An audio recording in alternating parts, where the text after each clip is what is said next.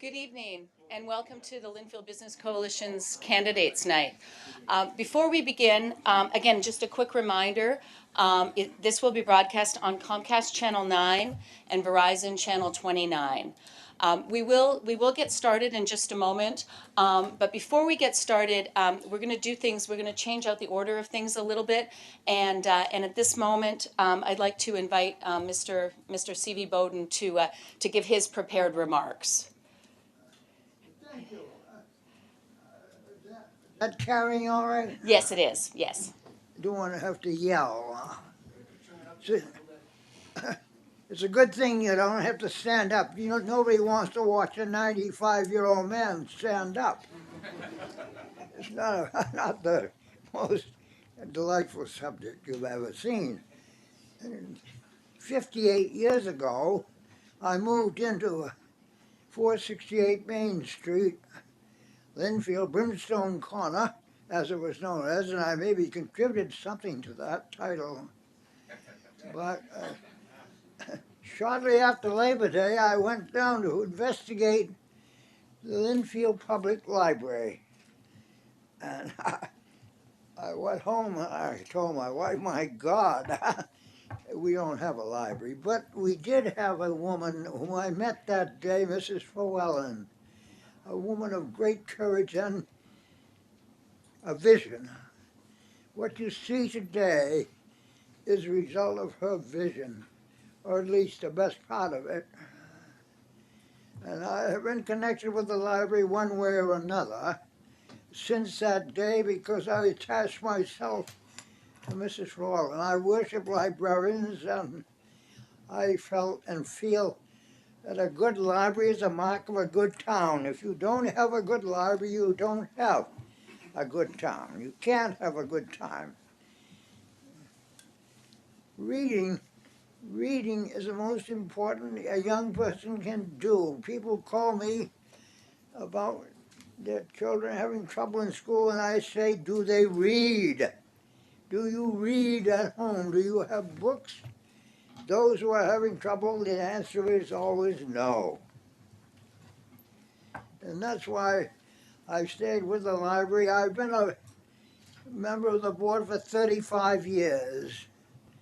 And maybe I've played a small part in what you see today. And I'm told by people with some authority that for a small library it is a first-class institution. But like all institutions, they never stand still. You either get better or you start slipping. We are at the stage where if we buy something, a book or whatever, we have to get rid of something.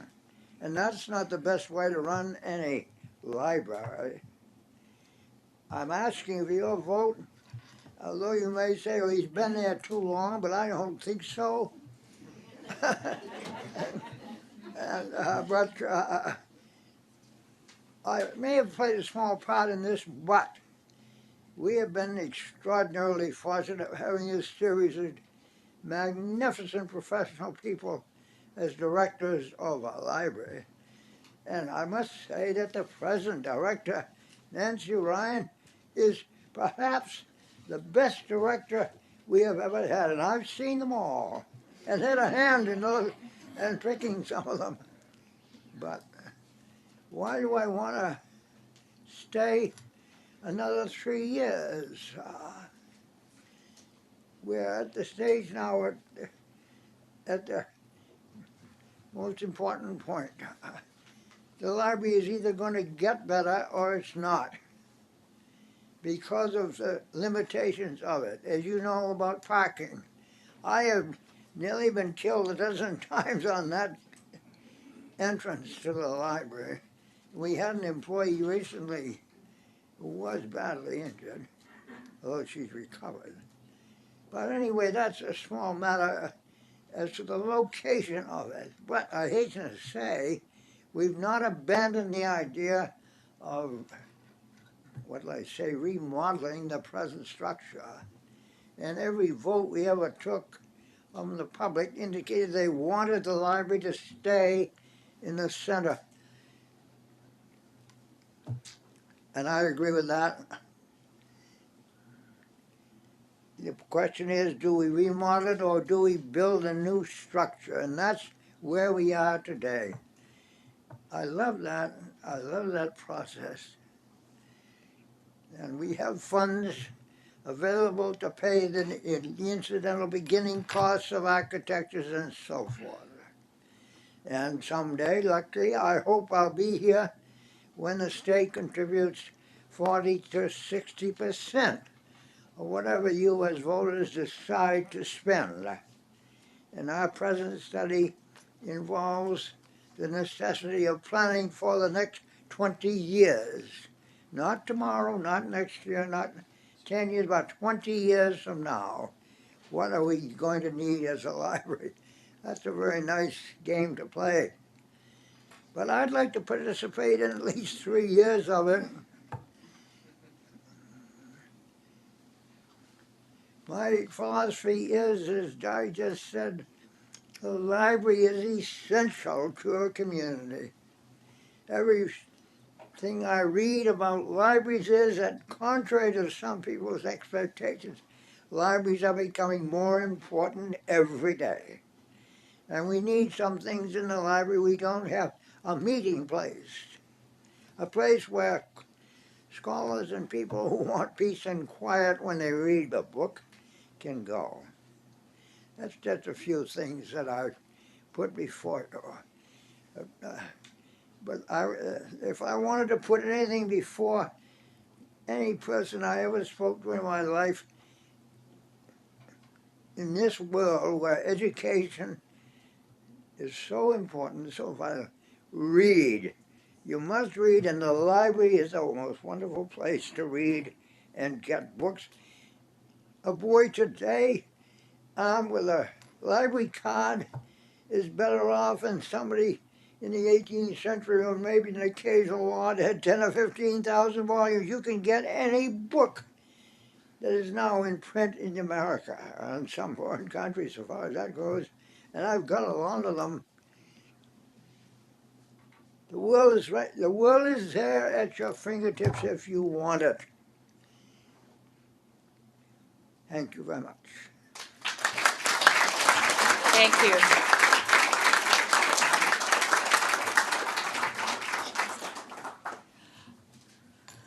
So to begin with the program, if I could just remind everybody to shut off the ringers on your cell phones, please. Thank you. And again, another reminder, this is on Comcast 9, Verizon Channel 29. Good evening and welcome to Candidates Night, which is sponsored by the Linfield Business Coalition. In addition to Candidates Night, the LBC sponsors a number of activities, including a shadowing for the high school juniors. There are probably some folks in this room and listening who have helped us with the shadowing program by hosting juniors. So certainly, if anybody is interested in helping us, we're always looking for professionals who are willing and able to host students for the shadowing day. We also do a scholarship for graduating seniors. I'd like to introduce you, the members of the Linfield Business Coalition who are here tonight. If you could just wave if anybody has any questions, just feel free to ask them. My name's Pat Tracy Callahan, and I'll be the moderator for this evening. Just a few housekeeping rules.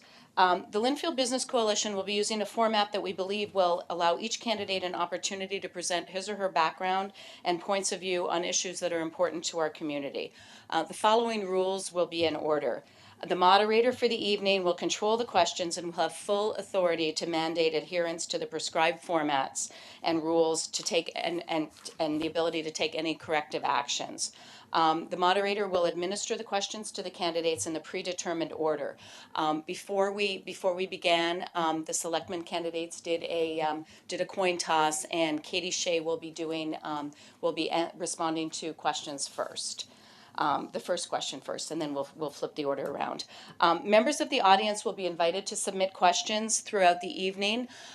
These questions need to be written on index cards. Members of the Linfield Business Coalition have index cards, and I would encourage you that these questions are to be for the office, not directed to an individual. We'll then sort through the cards and administer some of the questions to the candidates.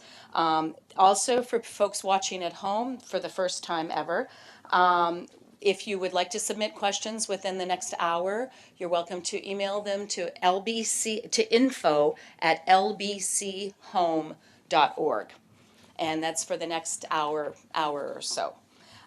Questions will be chosen in random order by the LBC, and we'll make an effort to present questions evenly to the offices, time permitting.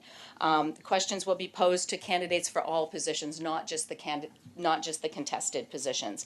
And candidates will have up to 3 minutes to respond to these questions. Once the competing candidates have completed their questions and we've done questions from the floor, then each candidate will be given 3 minutes to do their closing remarks, and we'll go sort of in the order that folks are sitting in. So for tonight, I'd like to introduce you to our candidates. We're pleased that so many were able to join us tonight. For the Board of Selectmen, there are 2 seats, Katie Shea and Christopher Barrett.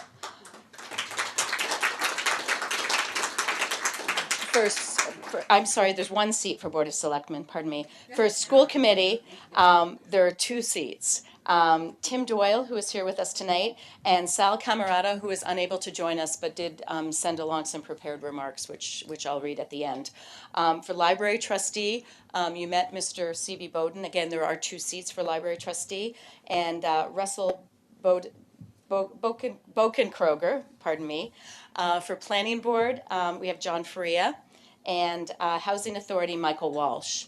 And candidates for Board of Assessor, Donald Garrity, and moderator, Arthur Burke, were unable to join us this evening. So we'll begin the evening by administering the prepared questions.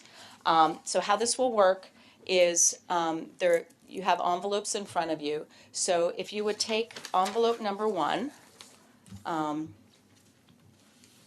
so take envelope number 1, and Katie will answer this question first. She'll have 3 minutes, and Chris will have 2 minutes to respond to it.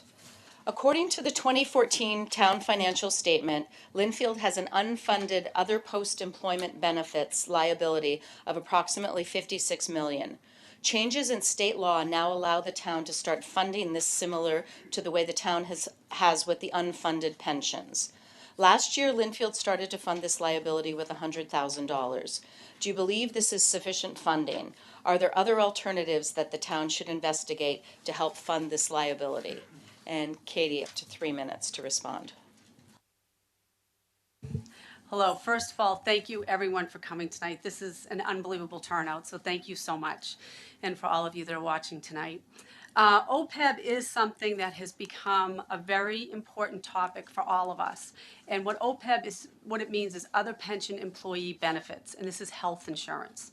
So right now, if we look at OPEB, our obligation is $21 million. And we're currently funding that at approximately for the past 3 years at about 36%. We're definitely underfunding OPEB. And if you look at the life of, if we looked right today, how much money we're going to need in order to provide health care for our employees in Lynnfield would need $53 million. So this is something that for the first time, GASB is now putting it on the books, and we have to recognize this as a town because it will be on our financial statements. So as far as what we need to do with OPEB, it is something that it's real. We don't have to fund it completely. But what I do believe we need to do is we need to start doing an aging scale. And what I mean by that is, right now we have not filed with the state. We've checked to say how much money are we going to need every year to fund our health care for our retired employees. So as we move forward, there's a lot of things in this town that we are going to need moving forward. What we need to recognize on the bottom level is what is our OPEB obligation. $100,000 might get us through 1 year, but what's going to happen 2 years out? Are we going to need $300,000? And this is a fixed cost. It's an obligation that we are going to have to meet. So I think that we're going to have more visibility moving forward and some more long-range forecasting on what the actual obligation will be on a year-to-year basis. In addition to that, there's another thing that's happening as far as our obligations go, and that's our pension funding. So we have healthcare funding and we have pension funding. Hold on one second. I don't know how I'm going to do this with the charts. Tab, can I use yours here for a minute? All right. All right, let me show you this. So we're talking also about our pension funding. And if we start looking at, this is just talking about OPEB here, and we're gonna come up to the $56 million mark. But we also have pension funding obligations, and that will rate around about $30 million. So we're behind on our pension funding as well. We actually got from Pioneer Institute, is this on? Oh, sorry. So, is it on now?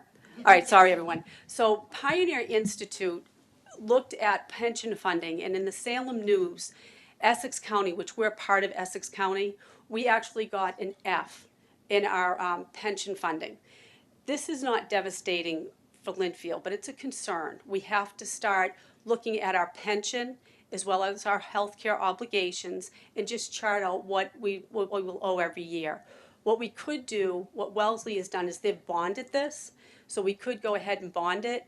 I'm not recommending that right now, but what I am saying is that we need to have visibility as a community moving forward on what the year-to-year obligation is. Thank you so much.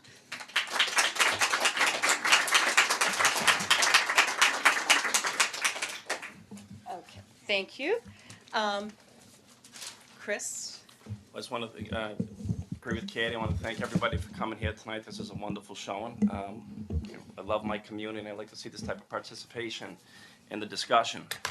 Now, I do certainly agree with Katie that we have a concern, as every other community does in Massachusetts and in the Commonwealth, or in the country, about these unfunded liabilities. Katie spoke to a couple of organizations that talk about Linfield's budgetary ways, but I'm going to stick with Wall Street. Standards & Poor said Linfield's budgetary performance is strong. Linfield's debt contingency liability is strong. The important thing we have to understand is that our bond rating right now is AA+. That's the second best right now. We're moving on to AAA. I think we're moving in the right direction. Linfield is moving in a positive direction. We have the financial management that we need to continue to move in the right direction. Now, what Katie Shea is not telling you is that's wonderful. We certainly have to fund in our debt service. Katie Shea's policy with Harry LaCours and Dave Miller in that group, what they want to do is they want to cut our reinvestment in our community. Katie Shea does not want to go up to the levy limit and fund our community. Part of this, and going up to the levy limit and fully funding the community, will allow us to move forward and pay down that debt. I agree with Katie, and I agree with what the current Board of Selectmen has done and the prior town administrator. We started to put money into this fund. We're at about 100,000 right now. I think we should look at increasing that investment, and so that we can move towards paying down that debt. Now, we don't want to be too much with paying down this debt, because the federal government's taking a look at this in the next couple of years, and they might grab all of these funds and put them into a pool.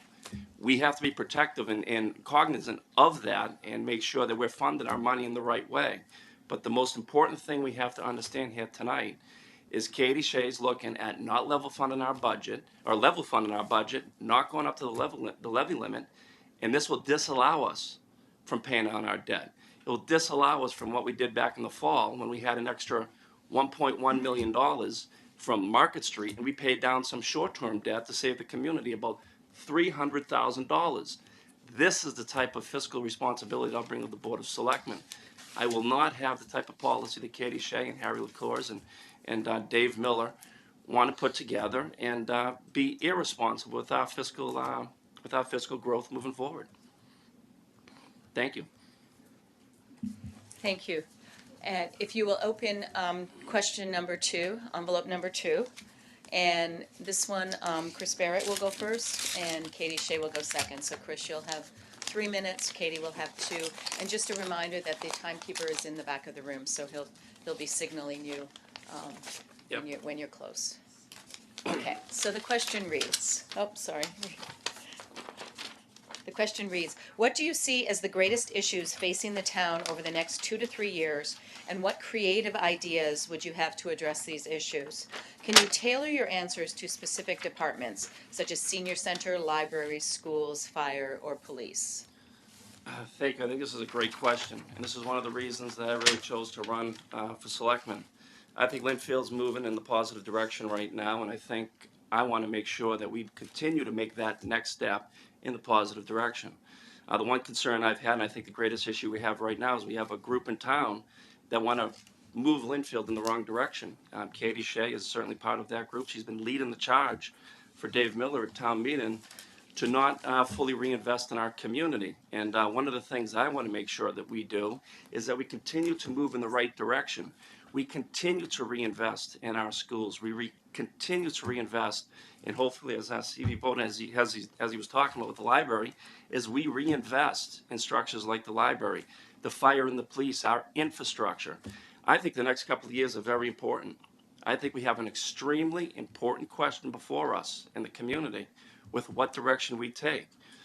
Do we want to continue to reinvest in the community, or do we want to be like North Andover right now, looking at a Prop 2.5 override because they weren't reinvesting in their community, they weren't reinvesting in their infrastructure, they weren't reinvesting in their schools. Now, the one thing that the tax rate, if you compare it to other communities, we're about the same, if not lower, than North Reading and other communities that we compare ourselves to. The one thing we've done with, we have a per pupil expenditure with the schools that is far lower than the state average in other like-minded, similar communities. So I think for the next couple of years, we have to be very cognizant of the fact that we have two directions we could take this town. And the decision on April 13th is going to be very important. Do we continue to take our town in the right direction and keep reinvesting in our community? Or do we follow the policies of Katie Shea and move us in the wrong direction and take a step back? So I think that's extremely important. I think we have to continue to look at that in the years to come. Thank you. Thank you. And Katie Shea. First of all, I want to say thank you so much for this question. And second of all, I am glad that my cohort here is such an expert on my policies, because I've never ever sat down and discussed them with him. But anyways, with that said.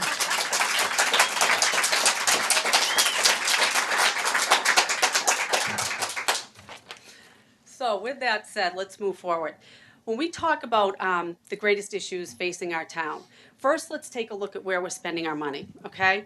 When we look at where our money's spent, about half of our money is spent on the schools, which is what we need to be doing. We need to keep our schools strong. We need to continue to reinvest. And then we take a look at, we're looking here at 11% of our 11% of our money is spent on employee benefits. And this is actually increasing by about 6% a year with health insurance and those types of things. So we're getting more expensive. So we can take a look, and we have our 13% is public work. So there's a lot going on in the town. Well, I'm going to go back over here, excuse me. So what I think our greatest issue is today is I am the only business owner at this table. I'm the only person that's currently and has signed paychecks for employees for a very long time. I believe that we can do better. I believe we can run our government more efficiently, and I think that we can actually stretch our tax dollars longer. So what I think that we need to do is actually do a bottom-up approach as far as a needs-based assessment on what the town needs, and talk to each one of our departments, because when we're talking about money, it's really like our families when we're home at our, at our kitchen table. We know we have a pile of money. There's needs all over the place. We have to prioritize. And we do need to, our senior center, it's something we enjoy. We're going to move forward on, investing in the senior center. The library, we have a discussion about the library, whether or not we're going to have a new library or not. In the schools, right now we need to improve our schools because our schools are currently at a level 2, which means they're not meeting their gains. And this is because of the middle school. Back in 2008, I wrote a white paper and I submitted it to the administration of the middle school talking about how we were not meeting our goals with math. So I submitted this, and I actually identified that we needed longer math periods, which is something that's been implemented. But we have a moral obligation to educate our children, and we need to improve our education. And that's something that's good for our property values. It's the best thing that we can be doing for our children. So moving forward, what I think that we need to do is we need to have a very solid financial report card, something that everyone understands and something that we can make decisions moving forward on what direction we want the town to grow in. This does not mean that I have the government mentality of my opponent of 2.5% every year. It can be 2.3, it could be 2%, but it's from the ground up and it's responsible spending. Thank you very much.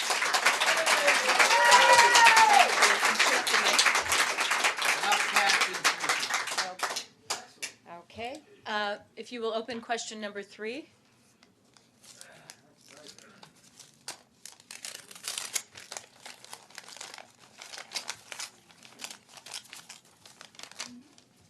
Wow. And this is Katie, Katie goes first on this one? Okay. If I could encourage the audience to not be clapping, and we want to get through this quickly, and I also want to sort of have it for the folks at home.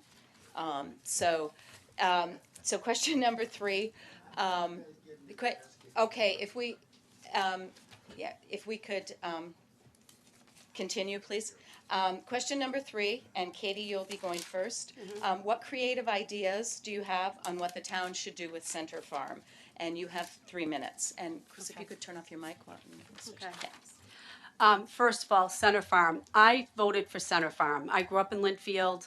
I went to school with the Donovans. I truly believe that the Center Farm is the centerpiece of our town, and I thought it was very important that we save Center Farm. From a business perspective, there is carrying costs associated with keeping Center Farm. We have to insure it, heat it, maintain it. As a town, I do not believe that we're in the real estate business. So what I would, now first of all, first and foremost, I'm a big advocate that it needs to go back to town meeting for us to, take it to town meeting and have a vote. But what I would personally suggest is that Center Farm, we put the restrictions on it. Quite possibly towards the back of Center Farm, we take some of the land, hand it over to our municipality, see if we can use some of the back of the land, and then we resell it and we get it off the books. I think a family could enjoy it. I think we'll enjoy seeing a family at Center Farm. It's a beautiful property, and it's something that we made the right decision as a town. I believe we made the right decision by buying the property, and then we move on and we sell it at market value with the restrictions, and we get it off the books. So that's my suggestion. Thank you so much. And Mr. Barrett. I certainly agree with Katie. I think certainly the Center Farm is certainly something we have to maintain. I also supported it at town meeting. The center of Linfield is certainly the jewel of this community. There's a lot of history in the center of Linfield, from the meeting house to the old burial ground. Center Farm is part of that wonderful center that we have. The last thing I want to see is it developed as a private property. So I think what we have to do as a community is, like Katie said, bring this back to town meeting.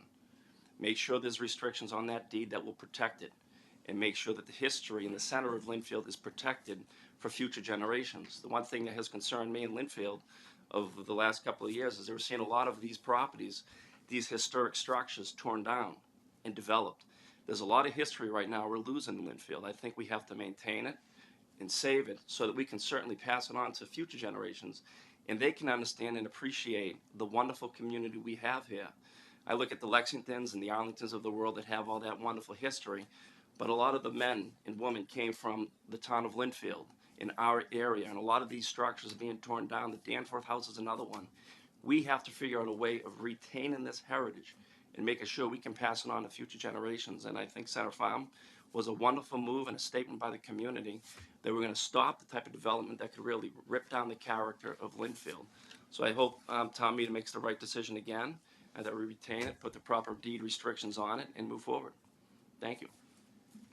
Thank you. And if you could turn off your mic again. Just a reminder that if there are questions from the audience, if you would like a card to write a question on, and there will be members of the Linfield Business Coalition wandering around collecting the cards. That if you would like to ask a question, the questions must be written on the cards. Okay. So question number 4. And this is, Chris will be going first on this question. There's been ongoing discussion of a new library. If the current study demonstrates a need, where would you recommend building it? And you have 3 minutes. Well, I appreciate this question. Certainly, I'm a certified librarian in the public school system. One of my roles was to help develop the libraries and strengthen the Everett Public Schools. So I absolutely understand the importance of the library. I was honored when the selectmen appointed me a couple of weeks ago to be on the library building committee. I think one of the things we need to do, it's not so much where I think that the library should go. We have to have a discussion with the community and with the committee and with town meeting to really decide where we want to put this library structure. Do we want to, as Stevie was talking about, do we want to develop or renovate the current structure?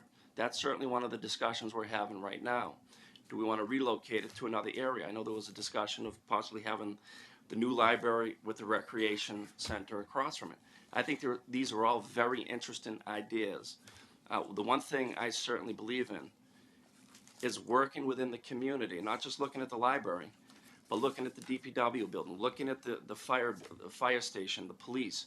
This is a discussion we have to have with everything in mind. We have to make sure the capital needs facility, the committee that we have together right now, is working, and this is part of the discussion. I think each one of these projects are great, but I think the thing that we do wrong is when we don't plan together.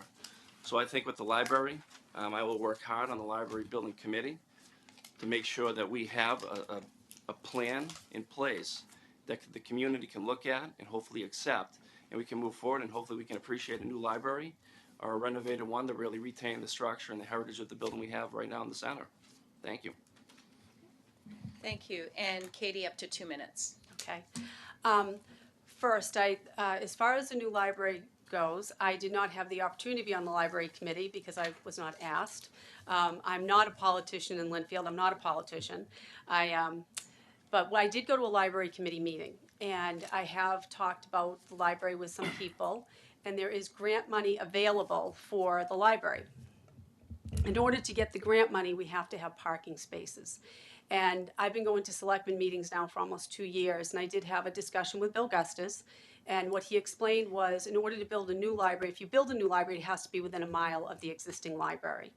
So at a library committee meeting that Chris and I were both at, it was mentioned that there's 8 buildable acres at Reedy Meadow, and that would meet the 1 mile requirement. So that's a possibility right there. So that would be something that we could think of. We could have good parking. We could all walk to it. It would still be close to downtown, which is important. And in addition to that, my thing is, if we want a new library, that's wonderful. There's grant money out there. Nancy Ryan knows how to get the library in because she's familiar with what's happened in other towns. I do think that we need to have a long-range plan on what we want our town to look like, and we have to be open and honest. And it can't be a plan that just a few people know. Everyone needs to know the plan, and we need to know, as a community, where we're going. What direction are we taking? What I would like to provide to you as a selectman is a financial report card. Something like these charts, something that's very easy for you to understand, to know where we're at, where our obligations are, and then you make the decision.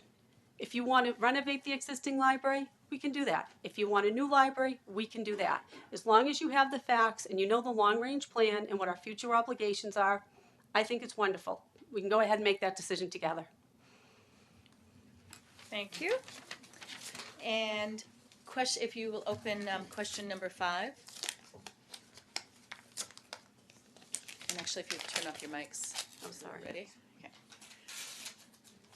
Question number 5, and Katie Shea will have up to 3 minutes to respond to this one. The question reads, there has been much development activity in Lynnfield over the past few years, including Market Street, and now there has been discussion of redevelopment at the Bridgewell and Herb Chambers sites. How do you reconcile these developments with the impact on already congested roadways, neighborhood characters, and real estate values? So Katie, up to 3 minutes. Okay, excuse me. Well, I have been going to, as a private citizen, I started a blog over a year ago called Lynnfield Transparency. And for almost 18 months, I've been going to many meetings about traffic issues around Walnut Street. And my husband will tell you, it's taken a lot of my time. But the good news is I've been reconnecting and meeting great people in Linfield, and it's been wonderful. One of the things that we need to be cognizant of is as we do continue to develop, it will affect real estate values in neighborhoods. I actually had a meeting last Thursday with a group of people. I called it an urban sprawl meeting. There were many people that showed up. Then they talked about billboards and what flashing billboards, what effect they have on your real estate value in the overall community. So what I think that we need to do, we know that we're in the perfect location, and because we're right between Route 1 and 128, we need to be able to have open dialogue with the neighborhoods and with these companies that want to come into Linfield. I will tell you that the meetings that I have been in, people that are affected by these developments don't feel like they're being heard. They feel like they were sold a bill of goods. And we need to, as an elected official, I need to work very hard to build the people's trust back up. I think that's very important. We live in a lovely town. We're poised for a great future with Market Street, with our additional revenues that we're getting in. But we need to address the issues that are impacting our neighborhoods. People are telling me on Salem Street they can't get out of their house for a few hours, on a normal traffic day. We need to, we're working on it, but we really haven't reacted quickly enough to the neighborhoods to help them out. So as far as, the Bridgewell and Herb Chambers sites, this is going to be very difficult. It's very, very difficult on the neighbors. I was talking with one of the neighbors today. That intersection where CVS is going is an F. How is it going to take more traffic? These people that live on Canterbury, how are they going to have Herb Chambers abutting in their backyard? We need to be very, very sensitive to what we're doing to the town. And, we all lived here, we all moved here because we wanted, a bucolic, beautiful town and better schools for our children. So it's important that we listen to the people, and I believe the people in Linfield come first. So, and I will be very, very sensitive, and as I have been sensitive, I've been showing up. I'm the candidate that's been there before I was a candidate, before I thought I was going to run for selectman. So I think that we need to work together and be very open and build the trust back. Thank you very much. And if you could hold your applause until the end of the event, that way we can kind of get through the evening. Thank you. So Chris Barrett, up to 2 minutes to respond. Thank you. I certainly understand the importance of these issues. I'm the only candidate who lives in South Linfield, understands the needs and the concerns of South Linfield. If Katie Shea gets elected, you can have all the selectmen within 1 mile of each other on the other side of Linfield. So I really appreciate these concerns. I live off of Salem Street. I live right behind Pearly Burl. I understand the concerns of the neighbors. Instead of listening to people, I not only listened, I went and I acted. It was me who worked with the town government to help to start to clean up Pearly Burl, because a lot of neighbors came to me and asked me to help solve the problem. Nobody was listening to us until I took the lead for the neighbors of South Linfield right off Salem Street and brought the issue to town government and made sure, and I'd asked the selectmen to keep that on the agenda every meeting so that we could have that taken care of. Now, when you walk out the front door of my two-family home in South Linfield, I see the billboard, and I appreciate that concern. I understand the Bridgewell property, and one of the things that I did was I asked them to delay the decision. I think they wanted to make the decision in April, and I asked them, and they accepted my request, was to delay the decision for months or into the fall to give the community and the neighborhood an opportunity to talk about the problems in the area. Now, the one thing you'll understand with me on the school committee or on the Board of Selectmen is that I act. I am a problem solver. When I was Governor Romney's Director of Municipal Affairs, I worked with municipalities, cities, and towns in the Commonwealth to solve problems. You just have to look at what I did with Pearly Burl. It was me who acted. I listened to the neighbors, but I acted. And I went to the town government, and it wasn't because I was on the school committee. It had nothing to do with that. It was because I know how to solve problems for the community. So those neighborhoods don't have a better friend than me, because I'm from South Linfield, and I understand their concerns. Thank you. And question number 6, if you'll open the envelopes, and this one, Chris Barrett will go first. And this is the last call for any questions from the audience. So if you had taken an index card, if you would hold it up and pass it in now, and, okay, so question number 6. What is the definition of continuous improvement as it pertains to our town? As a member of a 3-person board, how do you envision yourself supporting continuous improvement? And can you please give specific examples? And Chris Barrett, we go first. Thank you. This is a great question. You don't have to wonder how it'll be with this question. I think this is a very important one. I think this is one we have to pay close attention to. I'm running on a record. I was a very effective member of the school committee. I'm the chair of the school committee right now. And one of the things I stressed on the school committee was continuous improvement at all levels for every student. Katie Shea talked about the middle school. She said she put together a white paper. Well, I acted on that. Not on her white paper, but I acted on the problem of the Linfield Middle School. It was me who increased instruction time at the middle school because I believe in continuous improvement at the middle school. It was me who helped add and worked at the school committee to add teachers to the middle school so that we could have continuous improvement. I think one of the most important things we do, continuous improvement, is also connected with reinvesting in our community. These two go hand in hand. Now, I haven't talked to Katie about her policy, as she mentioned earlier, but she just said it right after the fact that why go up to 2.5%? Now, I work for Governor Romney, and I can tell you he does not surround himself with anybody who's a fiscal conservative. If you're not fiscal conservative, and if you're not a fiscal responsible individual or a leader, you're not going to serve with Governor Romney. I promise you that I will make sure that we're reinvesting in our community. That 2.5% that we could go up to is about reinvesting in the community and allows us to see continuous improvement. We need to reinvest in the infrastructure. I think the snow removal wasn't what we wanted it to be this year. It certainly wasn't for me. But that's connected to continuous improvement and reinvest in the infrastructure. Reinvest in the senior center. That's the way we continue to move Linfield forward. I don't believe in level funding the budget because if we do that, or if we don't go up to what the legal limit is, we're going to have the problems in the North Andovers of the world, or Wakefield right now, looking for 11 or some odd % increase in their school department budget. That doesn't allow it. So all you need to do is look at my record. It's a solid record on the school committee. I have a solid record of serving the community of Linfield, and I understand the need to keep moving this town forward so that we can continue to be the best place to call home. Thank you. And Katie Shea, up to 2 minutes. This is a great question.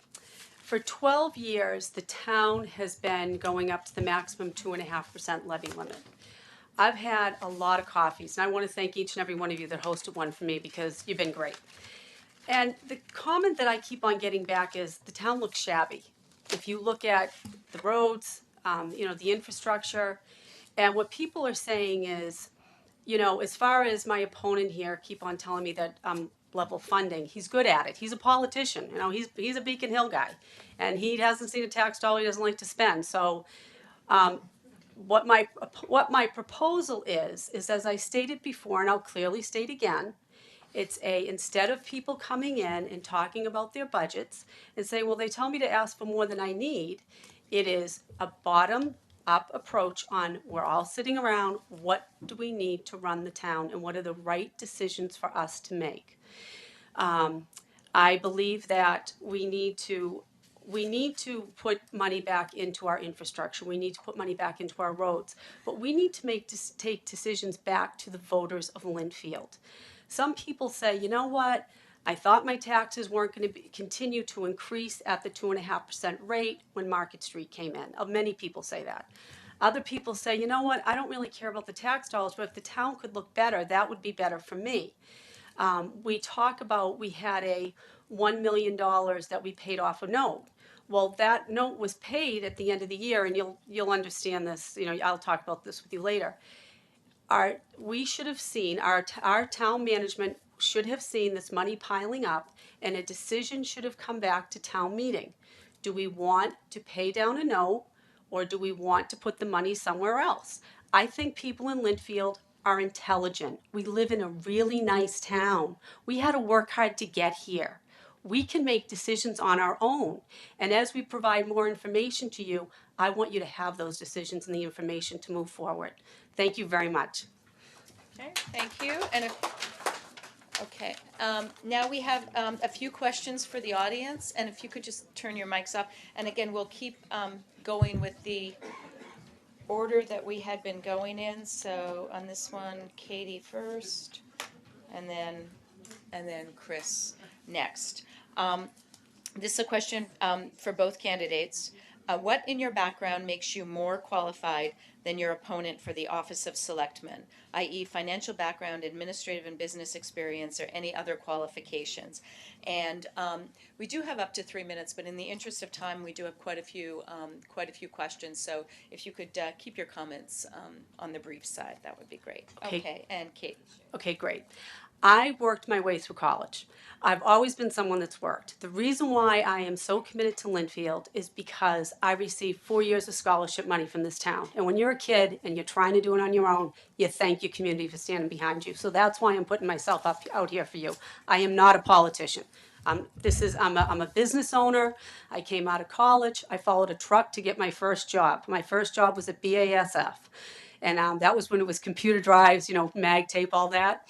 Within 6 months, I got a 6-level promotion. I did not get paid as a 6-level promotion, but I was problem solving because I was a customer service rep, and I became the right-hand person for the vice president of national sales. From there, I went to work at Motorola. I've had multi-million-dollar product lines that I've managed. I went to PictureTel. It was a startup. There was nothing there. I mean, we created this company. Our stock was flying. I dealt with big companies, different personalities, in a worldwide program. My husband and I bought a company. We bought a company that basically it was in the 90s. Our customer base was moving to China. I begged them not to buy it, but we bought it. We had to retool that factory. We had to reposition our product lines. We had to figure out how to manage long-term debt. We had to go get customers. I mean, we made it happen. And we started off with, when we bought our building after the business, it was about 11,000 square feet. We're up well over 40,000 square feet. We've added on 3 times. We're looking for another building further down on the East Coast. We have a toll manufacturer down in South Carolina. I can do this job. I want to give back to my community, and I'm here for you. Thank you. Chris Barrett. Thank you. Kate, I appreciate you keep calling me a politician, but I'm a volunteer for my community. I have 15 years of dedication to the community I love. If that's what a politician is, and I'm proud to say I'm a politician, because that's all I do is I volunteer for the town of Linfield. That's the experience I bring. I bring a lot of experience. I'm an MBA. I have a master's in business administration from the Eisenberg School of Management. I also helped run a successful insurance business in the city of Everett. In addition to that, I have served in government, but I served as Governor Romney's Director of Municipal Affairs. I worked with communities and helped them solve problems around the Commonwealth. The one thing I saw in that position is how well run Linfield is. There's a reason we have a AA+ rating from Wall Street. That's because this community is well run, and I understand it because of my experience working for the governor and as his Director of Municipal Affairs. Also, I bring a lot of experience, as I said, working for Linfield. You know how I am as a leader. You know how I was and how I currently still am on the school committee. As chair of the school committee, as a member, I delivered results for the town of Linfield. I have a proven record that you can look at and you can see that I can deliver for the people of Linfield. If you look at the school system 3 years ago and you compare it to now, we're a far better school system, and I think a lot of that is because of my service on the school committee. Katie had mentioned the middle school. We're moving in the right direction in the middle school because I'm action-oriented, I'm a problem solver, and I know how to do it. And you look at special education in Linfield. When I joined the school committee 3 years ago, it was not where it needed to be. We've done a lot of improvement in special education, and it's because of my hard work, working with CPAC, working with special education to get it to where it needs to be today. But we still have a lot of work to do, special education. So the one thing I can run on that Katie can't is a record. I have what it takes. I've demonstrated to the town of Linfield that I can deliver, and I look forward to doing it on the Board of Selectmen. Thank you. Thank you. The next question, Chris will go first. If we could hold our applause just so we can get through the evening, thanks. Next question, Chris Barrett will go first. What is your opinion on the rail trail project, and is it good for Linfield? I mean, my opinion on this is simple. If I'm a neighbor of that rail trail, I don't like it. And I live right next to Pearly Borough. I greatly appreciate what it's like to have something behind your home which you don't have any control over right now. Pearly Borough, as I said, I was a person in the neighborhood for South Linfield and Salem Street area that started the process to clean up Salem, the Pearly Borough gas station. But now I'm concerned, as my neighbors are, is what's going to go there. So I think the rail trail is something we have to certainly pause and not move forward with right now, because we have to take a look at it at the maintenance cost of the rail trail. We just put a lot of money into the Fields project at the high school. I want to see a plan at the Fields to make sure that we can maintain them like we can for the years to come. I don't think we're ready as a community to take on the rail trail just yet. And I think for the foreseeable future, probably not until we really talk to the neighbors, make sure they're engaged in the discussion, make sure they have a seat at the table, because that's a very important project for the town of Linfield and many neighbors that right now do not have that type of rail trail behind it. So right now, I would pause, and I don't think we're ready to move forward with it. Thank you, and Katie Shea. Hi, on the rail trail, my concerns, we're not ready to vote on rail trail. We don't even have the engineering study completed, so it's not going to be happening.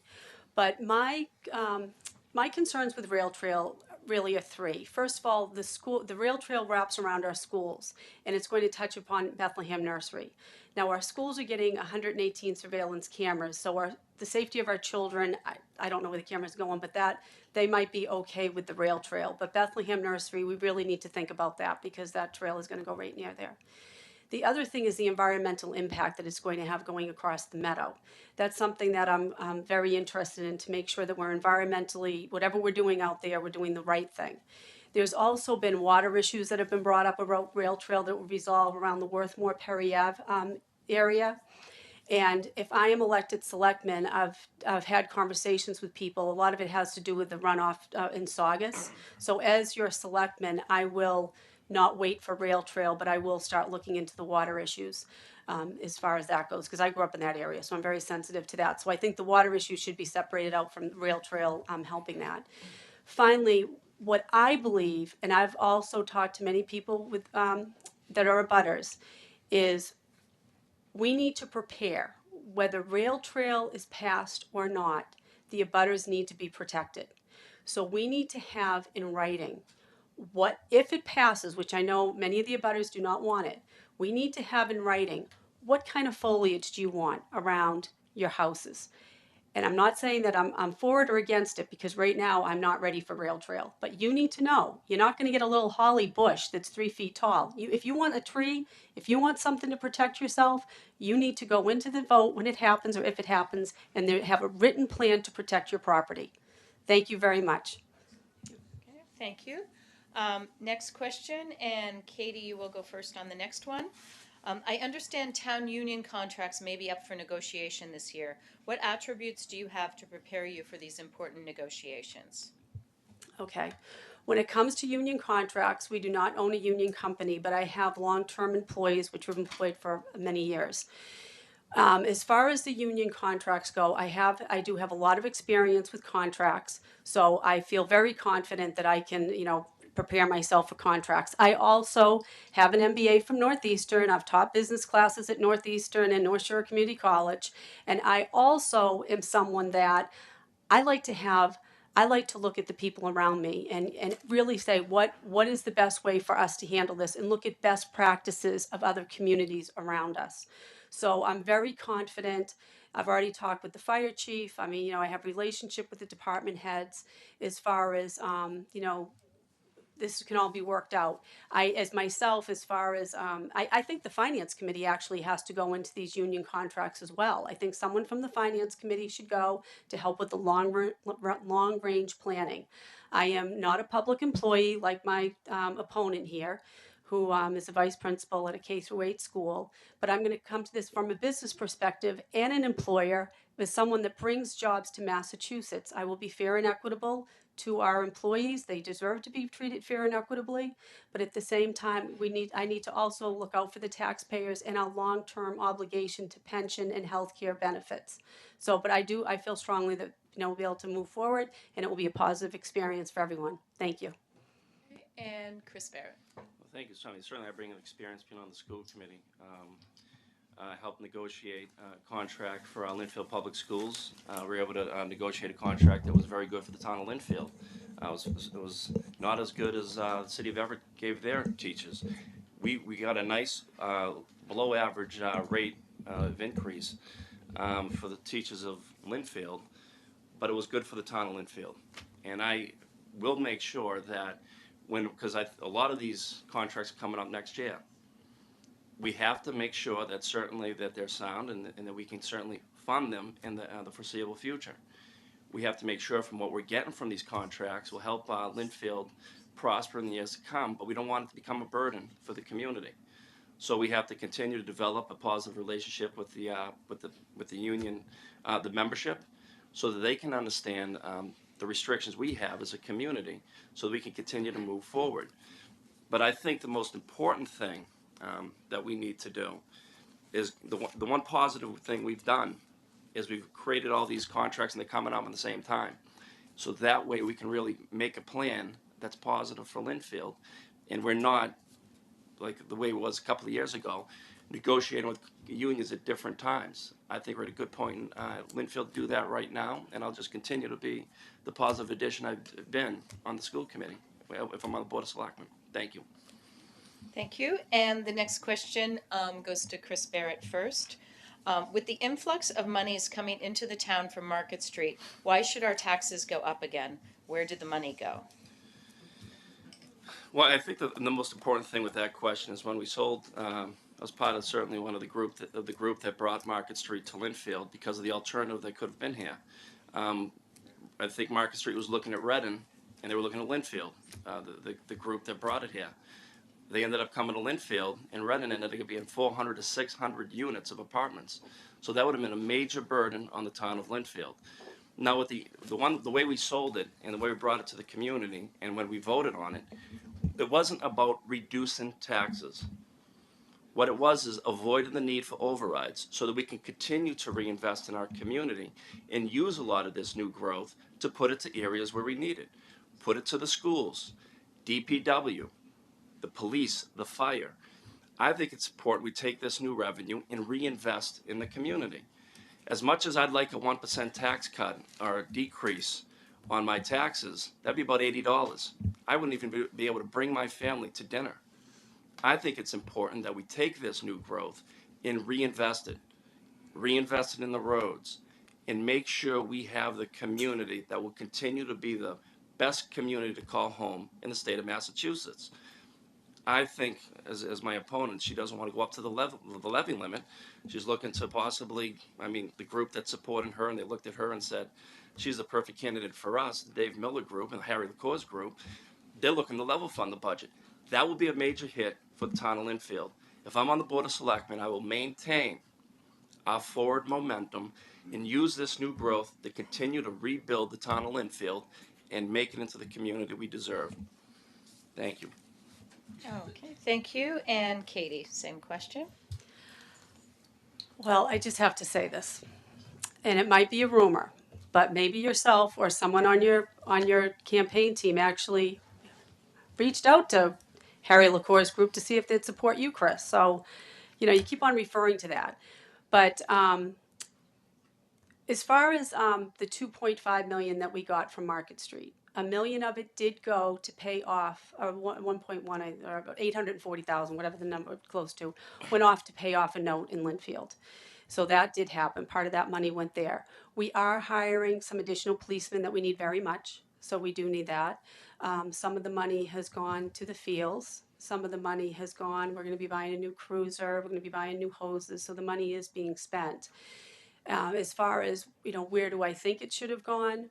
I think that as the cash was building up, because what happened is when you look at new growth, the new growth was projected to be $800,000. And that includes, the beautiful new houses that we're seeing coming up around town as well as Market Street. As a business owner, you can see cash coming in and you can see it piling up in accounts. So what I believe should have happened is there should have been a special town meeting before we ran out of time. And the people should have been able to vote on what to do with the excess revenue. The good news is the town has less debt. The bad news is I think that you should have been more involved with the process.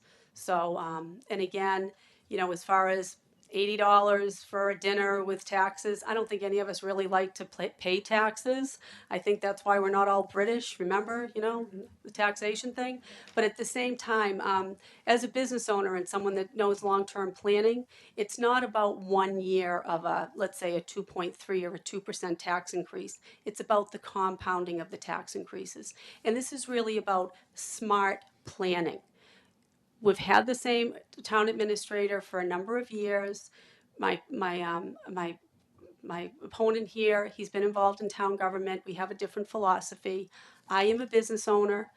We own we bring manufacturing jobs to Massachusetts, and I know how to run an operation efficiently and to partner with people and get the job done correctly. Thank you so much. Thank you. And Chris, oh, no, we're done. Oh, did you answer this question yet? Yes. Want me to Okay, go sorry. again? Sorry. Thank you. We are before we get to the last question for the selectmen, excuse me, before we get to the last question for the selectmen, just a change of how we're going to do the prepared statements. I think to give you two a bit of a rest, what we're going to do is start from the other end with Mr. Bork with the prepared statements. So we have one more question from the audience for the selectmen candidates, and then we'll start from the other end for the prepared statements. So the final question is, should we consider having Center Farm listed as a historic place? And Katie, go first. I'm not opposed to having Center Farm listed as a historic place. I think what we need to do as a community is to determine, what that means, and how, that actually impacts the home itself. I do think, as I stated earlier, that we should put restrictions on it. I think that we should sell the farm. No pun intended, but I think we should we should sell it. We should if we could use the land in the back for municipal purposes, we should take advantage of that. But it is a lovely, lovely home, and if it can be put on the historical register and still be sold and enjoyed by a family and enjoyed by us, I think that's wonderful. We need to preserve our town. And what I've seen is, just with all the development happening, I think the Historical Commission, their time has come. I think you're gonna find more people very interested in trying to keep the historical New England charm of our bucolic, beautiful town. Thank you. Thank you. And Chris. I wouldn't be opposed to the idea. That was one thing that I thought when I was at town meeting. I thought it might be a good idea to pursue and take a look at. As Katie said, we certainly have to take a look at the deed restriction and make sure that whatever happens with that property, it's protected. And it maintains and retains the character of that center of Lynnfield. I think it's one of the crown jewels of the center. I can't say it enough. And it's part of that discussion we had earlier tonight that will retain the spirit of the center of Lynnfield. If that's one of the ideas that could help us do that, I think we pursue it. We take a look at it. But right now, I think we have to look at the deed restriction, bring it to town meeting, and make sure it's protected and it's not developed. And again, we'll be sorry that we've lost another wonderful property in the town of Lynnfield. So whatever it takes to do, I think we do it. Thank you. Thank you very much. That concludes this part of the evening, and now we'll go to the prepared remarks. The candidate for moderator, Arthur Bork. Thank you very much. Good evening, everybody. I've got a 25-minute prepared speech here tonight, and I apologize for being late. I actually am traveling today. I flew in late this afternoon from our trip, so I apologize for being late. But I'm here for the entertainment. This has been a great debate between the two candidates for selectmen. It's nice to see two people that have a pretty good grasp of the facts, and sure leaves everyone open to make their own opinion. I'm running for moderator. I've been the moderator for the last couple of years. I appreciate the opportunity to have served in that capacity after my years of service on the Board of Selectmen.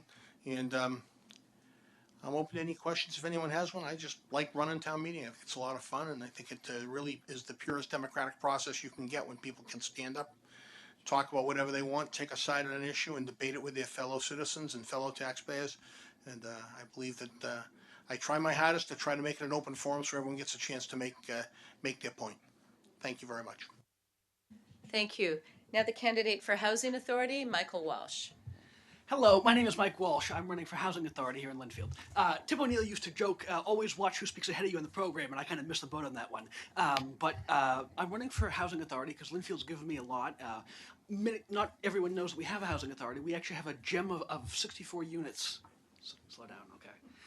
We have a gem of a housing authority of 64 units over at Ross Drive. It's managed by a very nice woman by the name of Eva Foley, who is the best, most cost-effective public servant you can find anywhere, and I'll stand by that. It's actually kind of a shame that Mr. Siegel is stepping down. He was a brilliant chairman, and I'm hoping to take some small measure to fill his very big shoes. Thank you. Thank you. And candidate for Planning Board, John Faria. John Faria, number of different pronunciations, and it doesn't matter to me which you use, as long as you vote for me. The planning board, probably the biggest question is, what does the planning board do? Most people don't have much to do with the planning board until they decide to do something with their property. And what the planning board does is it simply oversees the development of real estate within the town. Now, sometimes this is a rather small project, as we had this evening, with Tim Doyle making a presentation for an in-law apartment. Sometimes it has to do with a slightly larger project, such as the Market Street. So we cover quite a few bases. There are members on the planning board who also are keeping track of other projects within the town. We have Heather Severs, who is keeping track of the library trustees, or the library construction, rather. We have a couple of builders on the planning board, one of whom is well known in town. That's Charlie Wills. If you own or are purchasing a Wills built house, he's the guy who built it for you.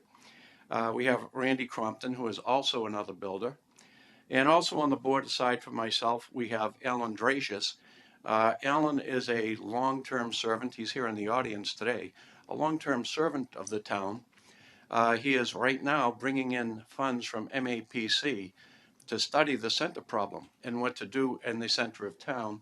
And he's trying to put together the meetings for this funding within the next coming month. Alan is also our resident expert on everything about the town that you would ever want to know. And I certainly appreciate everything he offers. My background is that I'm an attorney at law. I've been practicing now for a certain number of years. And as an attorney at law, I have done quite a bit of real estate development projects throughout the towns within this area over a number of years. As further background, I've been a public servant and volunteered my towns where I have lived in various capacities. I've served on a finance committee. I was town moderator of a town for 7 years. I was chairman of a charter commission for another couple of years. And now I've served on the planning board here for 5 years, and I'm seeking re-election. I'll leave it at that. I could go on longer, but there's no need to. Thank you. Thank you. And the next candidate for the other library trustee seat, Russell Boken Kroger. Hi, I'm new to all of you. I've lived in Linfield for 23 years. Me and my family have sort of kept to ourselves. I have been a user of the library, though, the entire time that I've been here, and very impressed with the staff leadership, and recognize that although technology has been adopted and a lot of efficiencies incorporated by using new technology, that the building is pretty on the outside. And as we drove into Linfield the first time, got off at exit 41, drove down, and the first thing we saw was the meeting hall and the library in 1992, and we felt like we were in Brigadoon. We had lived in Arlington, which is a great place, after relocating here from New York State, and felt that this is where we wanted to live. But times have changed, and something needs to be done. I think that the kind of issues that are being faced and were talked about by both Katie and Chris, and I attended the trustees meeting that they both attended, and they were both even-handed and balanced and participated in the discussion. It is a community issue as to what happens going forward, and that the community, the town needs to decide. I do think, though, that, and this is why I got involved, that my career and work has been in software products and software services around the world. So I've got to meet people from different cultures. I've lived in India for almost 6 years, and that not that I have anything against India, because I also work for an Indian company as well, but what people are able to do with nothing is really something in India. Very industrious people, and I think that we really do need to have that kind of resource within the community for people who are retired, like I am now, who want to continue their education and do things, which is to have a world-class facility to do so. Whether that is doing nothing, or fixing up the building that we have, or a new building, we'll certainly find out. And that's really up to the town. My undergraduate degree is in government, although I've never really been involved in it. I have master's degrees in urban and regional planning and civil engineering. And thank you, and great turnout tonight. Wonderful. Thank you very much. The next candidate is the candidate for school committee, Tim Doyle. Good evening, and once again, thank you to the Business Coalition for hosting this. So this is a return event for me. I served on the school committee from 2000 until 2012, and originally got on the board as Katie and Chris have indicated, to give back to the community that's given so much to all of us that have grown up here. During that time, I had the great fortune of having 2 children, and I got off the board 3 years ago to give some more time to my family. And in that 3 years, believe it or not, both my children entered the public school system. So as I get back on this board, I'm coming back as probably, as I say to my wife, as a different person. Before no children, now with children. I'm actively involved in the schools daily. So my decision to seek another term was simply based on this. I wanted to ensure that the school system continues down its great path. We alluded to a level 2 school. Really, the only level 2 school in the school district is the middle school. And as Chris indicated, that's being addressed. And I think you can see there has been great strides, and I think those great strides will continue. But the other reason I decided to run was really, quite frankly, this chatter about level funding or level services, and that is a horrible path to go down. And it's certainly not a path that I would want to choose being a member of the school committee. So I want to get back on. I want to make sure that we continue to protect our schools. We spend money, we spend it wisely, we're fiscally conservative, we analyze our programs, we make sure that they're efficient, that they're running appropriately, there's not overstaffing, there's staffing appropriate to our needs. As I did the last time around, I'll continue to follow the same rules that I followed before. Fiscal advocacy and fiscal conservatism. Analyze all our programs for effectiveness, make sure that they're well run, that they're not overfunded, that they're effective.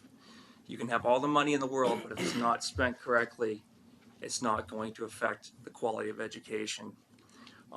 Continue to build and maintain a strong partnership between the school district and town officials, administrators, teachers, and students, and most importantly, make decisions that are in the best interest of the students. If I follow these same basic principles that I adopted before, I'm confident that the school department will continue to move in the right direction. I'm very confident the town will be very proud of the school department. And I just ask for your vote on Monday, April 13th. Thank you. Thank you very much. And now the selectmen candidates, and Katie Shea will go first. First of all, First of all, thank you everyone tonight for listening to me and what do I have to say. I really appreciate it. You've been a wonderful audience. I just want to say that Tim had an interesting comment. And I believe that my opponent and his supporters have started this level funding rumor. Tax to the max is not about level funding. It is about taking a ground up approach, putting a budget together based on the needs of the community, and not continuing the pattern without explanation that has happened for the past 12 years of a 2.5% maximum levy limit continually based on the people of Linfield. The reason why this came about is because this year, unprecedentedly, we had a $2.5 million new growth number. There was a lot of money coming into Linfield. You as the taxpayer should have been in a position to decide what was going to happen with the revenue that wasn't spent. But with that said, let me go to some numbers here because I do like numbers, being a graduate of Bentley and having an MBA from Northeastern. So here we go. Our revenue right now this year grew 2.94%. Our expenses have grown at 6.36% for the 2016 fiscal year. This is not sustainable if we continue down this path. Now, as Governor Baker said, I looked at the Massachusetts website, and he talked about the spending being above what revenues coming in is. And as Governor Baker has said, this is not a sustainable path for Massachusetts, and it is not a sustainable path for Linfield. This does not mean that we cannot manage our our finances. It does not mean that we are going to be cutting from our schools. Let me repeat. Linfield needs to have a very strong education system. We have a moral obligation to educate our children to the best of their ability. And it is good for our property values. I am the only candidate that has a child that has graduated from Linfield High School. My daughter is currently an engineering student at Cornell University. My two boys have gone to different schools based on programs that they wanted to participate in. But as a mother of children that are in college and are going into college, and as someone that has taught at the college level, I can assure you, I know what a global economy looks like, and I know what these kids are going to be up against at the end of their education process. We need to keep our community strong. Okay. The other thing is we need to start budgeting from the bottom up. We also need to have more transparency in our community, more openness, and we need to gain the trust of the people. As your selectman, I will work for you. I believe my job is to represent all of you. Thank you so much. Thank you. And Chris Barrett. Thank you. Yes. I'd also like to thank everybody for coming tonight. This has been a great night of discussion about the future of Linfield. On April 13th, you have the chance to participate in a very important election. The result of this election will set Linfield forward in the years to come or back. My professional record of accomplishment in both the public and private sector qualifies me for this role. I currently serve as an assistant principal at Everett Public Schools. Prior to entering education, I helped run a successful business, was Governor Mitt Romney's Director of Municipal Affairs and his Lieutenant Governor's Chief of Staff. I'm proud of my record of dedication and passion for serving the town of Linfield. I serve as Vice Chair of the Linfield Catholic Collaborative Parish Council that oversees St. Mary Grady Parish and Our Lady of the Assumption. I'm Chair of the School Committee. I'm a member of the Personnel Board. I'm on the Library Building Committee, and previously I've served on the Linfield Recreation Commission. Now, it's expected that candidates will make promises while campaigning for office, but in the last several weeks, or the last couple of months, my opponent has shared some of these intentions, which in reality are not attainable. With limited resources, it's simply not possible to fully fund all programs and activities like the school department, like the senior center, or any of the number of town departments. We can say we're going to fund those departments, but in reality, you can't. And to indicate otherwise is disingenuous or wrong. Now, I know firsthand how difficult the process is to prepare our budget and how it requires nearly 6 months of meetings with town departments, committees, residents. We have public forums on these budgets. The end result is a budget brought to town meeting and approved by town meeting that is fair and maximizes every dollar spent. Now, my promise to the people of Linfield is this. As selectman, I'll continue to make the tough, fiscally responsible decisions that the voters of Linfield expect. I'll remain transparent and be open to the needs of the entire community. I'll work with my fellow selectmen in a positive manner to help move Linfield forward. I'll remain an independent thinker with no ties to outside groups with agendas. My only focus will be to work for the best interest of our town and our residents. Now, the important questions before the voters are these. Are you ready to choose a candidate that would set Linfield back for years to come? Are you ready to choose someone like my opponent who speaks about transparency, but has yet to be transparent about where these cuts are going to come from? Or rather, do you want to vote for someone like myself who already has a successful track record of effectively serving the residents of Linfield? Because the real question is this: why select an unknown candidate and wonder how they will lead when you have the opportunity to vote for a known person, an independent leader like myself, who has a successful and a long track record serving the town of Linfield? The answers to these questions are important because the outcome of this election will have consequences for many years to come. I humbly request your vote, and I greatly appreciate your consideration. Thank you. Thank you. Thank you. This concludes this evening's program. Thank you so much to the candidates and to everyone in the audience for coming. Just a quick public service announcement. Again, the Linfield Business Coalition, two of the activities that we do is shadowing night, shadowing day for high school juniors. So if anybody has an interesting career and is able to help us out by hosting a couple of students, please let us know. Please you can reach us at LBC info@lbchome.org. And because we are a nonprofit, we have to do fundraisers every so often. So we have these ornaments. One is the bell, the town bell, and one is the meeting house. They're available at Baubles and through and also we have them here. They're a $22 donation each, or two for $40. And because we are a registered nonprofit, it is deductible. So that concludes our evening, and thank you so much, everyone, for coming.